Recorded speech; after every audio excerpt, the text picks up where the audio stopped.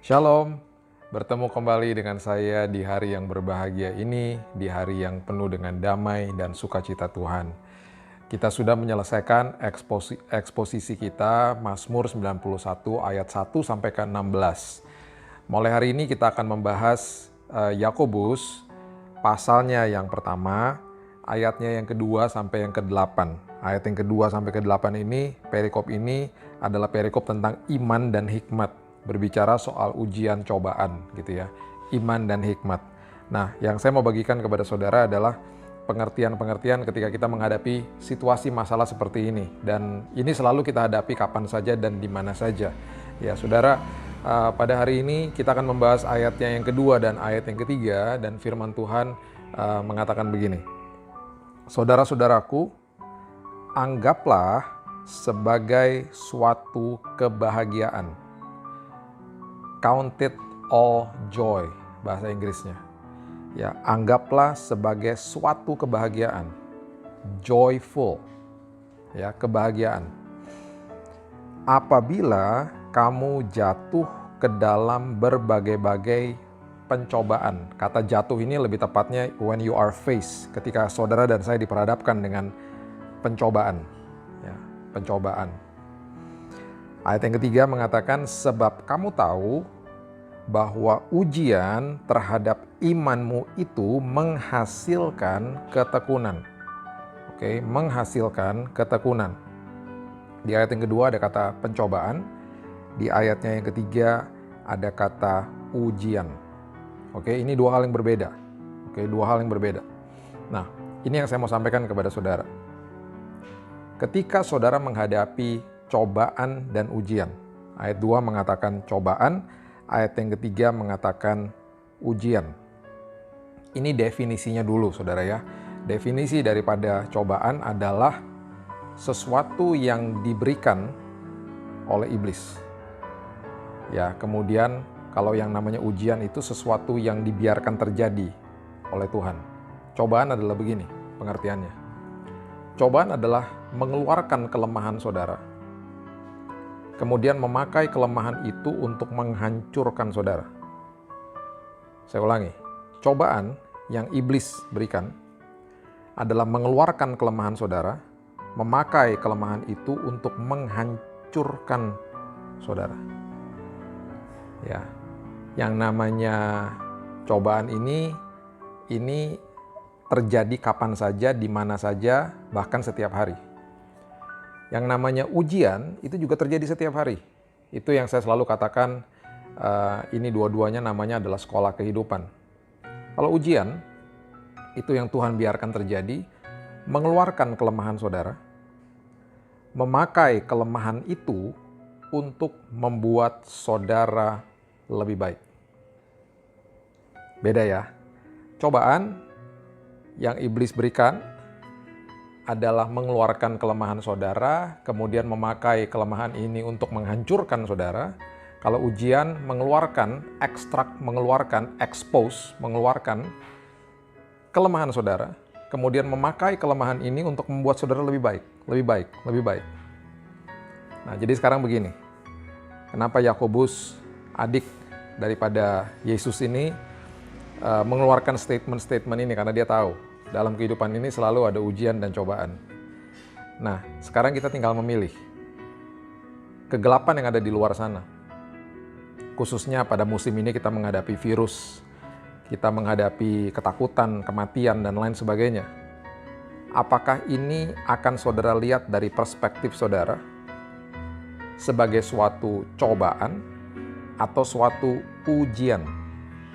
Kalau saudara melihat ketakutan ini dari sisi cobaan, saudara akan terekspos ketakutan saudara. Karena semua daripada kita pasti mengalami ketakutan dan kekhawatiran. Dan kemudian kita akan membiarkan dia memakai kelemahan itu, memakai ketakutan kita itu, untuk kemudian menghancurkan kita. Itu yang saya katakan dari hari-hari kemarin. Makanya banyak keluarga yang akhirnya ribut di dalam rumah, karena membiarkan kegelapan itu masuk ke dalam rumah. Kekhawatiran, ketakutan masuk ke dalam rumah, akhirnya komunikasi tidak beres, semuanya sikap di dalam rumah itu dipengaruhi sama apa yang terjadi di luar sana. sehingga terang itu tidak ada di dalam rumah. Karena apa? Yang mereka lihat dan mereka gambarkan dalam kehidupan mereka adalah ini semuanya adalah cobaan tanpa mereka sadar. Jadi akhirnya tereksposlah kelemahan mereka, dan akhirnya tanpa mereka sadari juga mereka akhirnya membiarkan kelemahan ini untuk menghancurkan hidup mereka. Beda ketika saudara melihat kesulitan, kesengsaraan di luar sana sebagai suatu ujian. Beda. Saudara akan menatap ini adalah kesempatan bagi saya supaya kelemahan saya terekspos, kelemahan-kelemahan saya dikeluarkan, dan akhirnya saya berpartneran dengan Tuhan memakai kelemahan-kelemahan ini untuk membuat saya lebih baik. Ini adalah kesempatan bagi saya masuk ke dalam sekolah kehidupan. Yang tadinya saya orangnya gampang takut, setelah ini semuanya selesai saya akan lulus. Saya tidak akan lagi gampang takut. Yang tadinya saya gampang khawatir, gampang termakan dengan isu dan lain sebagainya, keluar daripada ini semuanya saya akan lebih baik. Saya akan tegar, saya akan betul-betul kokoh di dalam Tuhan. Ini yang dimaksudkan oleh Yakobus Yakobus 1 pasalnya yang kedua dan ketiga. Ada kata cobaan, ada kata ujian. Makanya di awal daripada ayat yang kedua ini, Yakobus mengatakan anggaplah sebagai suatu kebahagiaan. Count it all joy. Kenapa? Bersukacitalah. Kenapa? Ini adalah kesempatan supaya kita belajar menghadapi kesulitan atau kesengsaraan hidup ini, dan kita belajar perspektif kita harus benar, kita belajar kebenaran, dan kita keluar sebagai pemenang. Anggaplah sebagai suatu kebahagiaan, count it all joy, karena ini adalah kesempatan bagi saudara dan saya masuk ke dalam sekolah kehidupan dan keluar sebagai pemenang. Naik kelas, lulus. Jadi makanya kita harus mengerti apapun kesengsaraan atau kesulitan yang ada di luar sana, merubah paradigma kita, merubah perspektif kita. Kalau iblis dia menawarkan ini bentuknya cobaan, kita akan katakan kepada diri kita sendiri, no, itu ujian bagi saya. Dia menawarkan, dia mengeluarkan kelemahan kita dan dia berusaha memakai kelemahan itu untuk menghancurkan kita, kita katakan no. Memang kelemahan saya akan keluar, memang saya akan terekspos bahwa saya takut, saya khawatir, tapi saya mengambil keputusan hari ini untuk memakai kelemahan itu untuk membuat saya lebih baik, bukan menghancurkan saya. Makanya ketika engkau memberikan cobaan, aku akan katakan itu ujian, bukan cobaan. Itulah dahsyatnya firman Tuhan. Dan saya percaya saudara melewati semuanya ini dengan kemenangan, karena apapun cobaan yang dia lontarkan dalam hidup saudara, saudara akan mengatakan, itu bukan cobaan bagi saya, itu ujian bagi saya. Saya akan keluar sebagai pemenang. Saya akan terekspos memang kelemahan saya akan terlihat kelemahan-kelemahan saya. Tapi justru saya akan memakai kelemahan itu bersama-sama dengan Tuhan, saya bermitra dengan Tuhan. Saya mau lulus, saya mau naik kelas.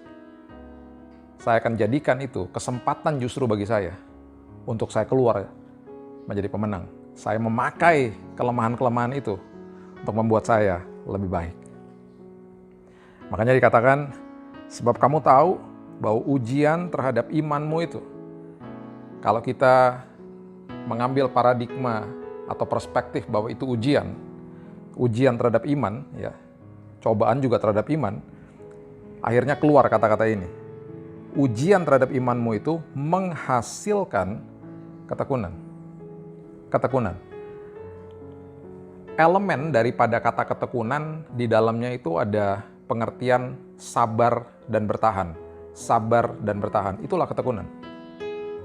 Jadi ketika saudara masuk ke dalam pengertian ini, apapun yang kita sedang hadapi pada saat ini, bahkan nanti setelah selesai ini pasti akan ada cobaan yang iblis akan terus lontarkan dalam hidup saudara. Dan kita sudah makin pandai, dan kita akan katakan, no, bagi saya itu ujian.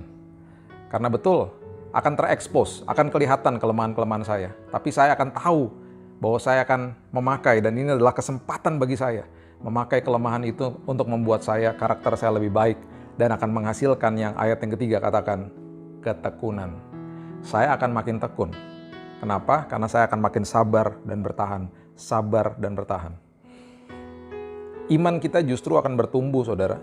Iman kita akan terstimulasi ketika kita mengerti bahwa yang kita hadapi ini ujian, bukan cobaan, ujian. Kita merubah paradigma kita katakan kepada sang jahat, ini ujian, aku akan lulus, aku akan naik kelas. Dan kita akan lihat iman kita terstimulasi. Dan hasilnya adalah kita akan mengalami yang namanya, atau belajar yang mengalami yang namanya ketekunan. Sabar dan bertahan, sabar dan bertahan. Saya percaya di dalam peristiwa hari-hari ini ketika saudara ada di dalam rumah saudara, saudara sabar dan bertahan, sabar dan bertahan. Saudara lihat iman saudara bertumbuh karena saudara merubah paradigma saudara. Apapun yang ada di luar sana, apapun bahaya, kengerian, kesengsaraan, kesulitan yang ada di luar sana, saya justru bersuka cita karena ini adalah kesempatan bagi saya, karena saya sedang diuji. Makanya namanya ujian matematika, saudara, bukan cobaan matematika. Ketika saudara dapat hasilnya, saudara lihat hasilnya, saudara tahu bahwa ada nomor-nomor yang salah, mungkin nomor 2 salah, saudara langsung tahu itu kelemahan saudara karena saudara nggak belajar atau saudara lupa formulanya. Saudara belajar lagi, ya, saudara belajar lagi ketika saudara diuji yang berikutnya, saudara sanggup menjawab. Saudara jadi excellent, saudara jadi luar biasa. Makanya namanya ujian. Dia mengekspos, dia mengeluarkan kelemahan saudara. Dan saudara tahu, oh iya saya salah nih, nomor 2 saya nggak belajar nih, saya nggak tahu formulanya.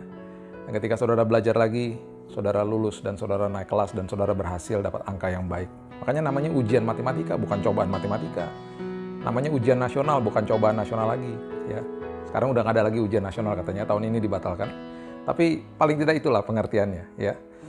Jadi saudara biar mengerti, apapun yang dia lontarkan dalam hidup saudara, kita punya kuasa, kita punya kemenangan, kita punya pedang roh, yaitu iman kita. Dan saya percaya saudara pasti menang, karena apapun yang dilontarkan dalam hidup saudara, saudara terlalu kuat. Saudara punya pengertian, saudara mempunyai kebenaran firman yang menguasai hidup saudara.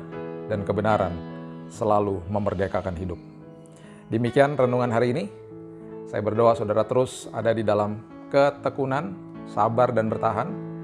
Dan saya percaya kita akan keluar dari ini semuanya penuh dengan kemenangan. Terus doakan bangsa kita, kota-kota kita. Dan saya percaya ada kemenangan demi kemenangan, kemuliaan demi kemuliaan yang dinyatakan oleh Tuhan. Shalom, God bless you.